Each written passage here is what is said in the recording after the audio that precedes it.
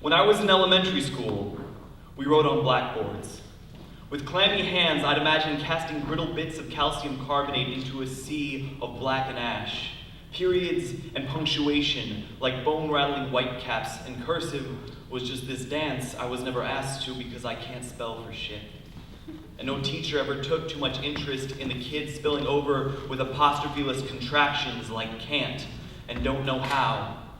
To this day, I have intentional misspellings on my online dating profiles because those are the words that best describe me.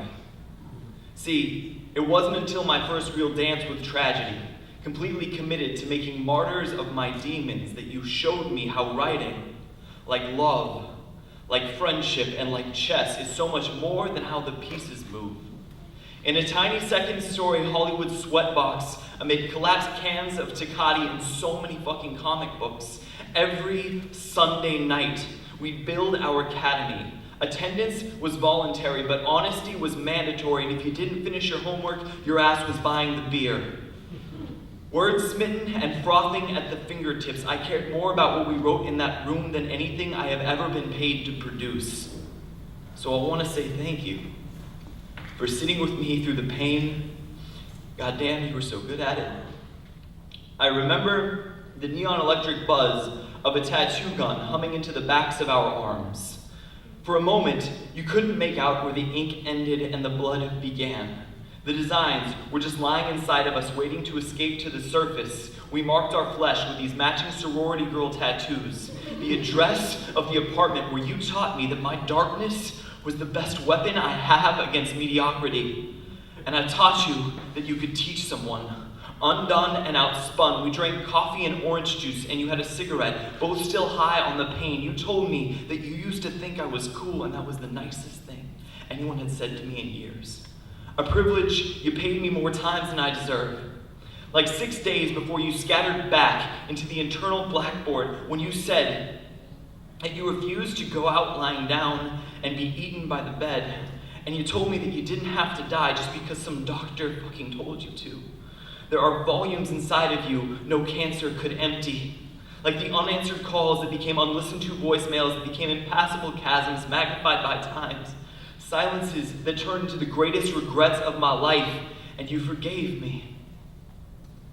Like years before that, when we spent nights, rich in words and broke as fuck, rebuilding our shattered visions of adulthood by shoving metaphors into the holes where our expectations used to be. Thank you for always being game to dance cursive with me. Thank you.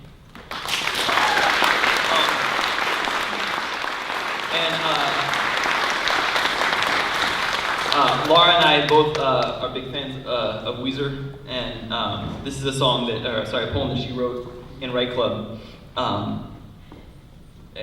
You'll get it. It's called Untitled, for the Park by Cheviot Hills. I'm sure that when Rivers Cuomo wrote, "My name is Jonas," he wasn't thinking about combination fried rice and Thai iced tea.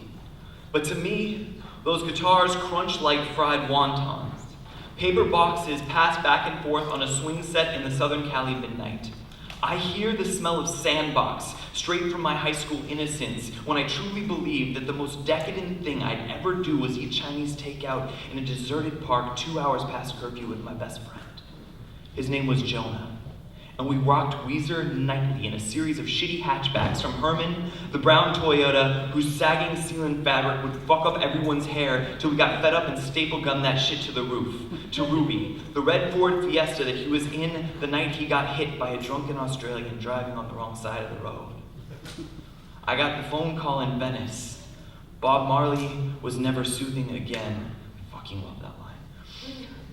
I never asked him what he was listening to that night. If Third Eye Blind or Radiohead will always taste like blood, bile, and metal, the way Weezer tastes like sweet and sour, smells like sand and cigarettes, stings like the first smack of night air, the silent vibration of screen doors closed very, very quietly. The swell of Surf Wax America turned all the fucking way up as soon as we rounded the corner. A soundtrack perfect for two nerdy heartbreak junkies rushing off into the great anywhere but home to crack open fortune cookie wishes and wait for boys who who look just like Buddy Holly, and for girls who will laugh for no one else, but somehow never thinking to take out that adolescent violence on each other. If we had to, the songs would smell completely different.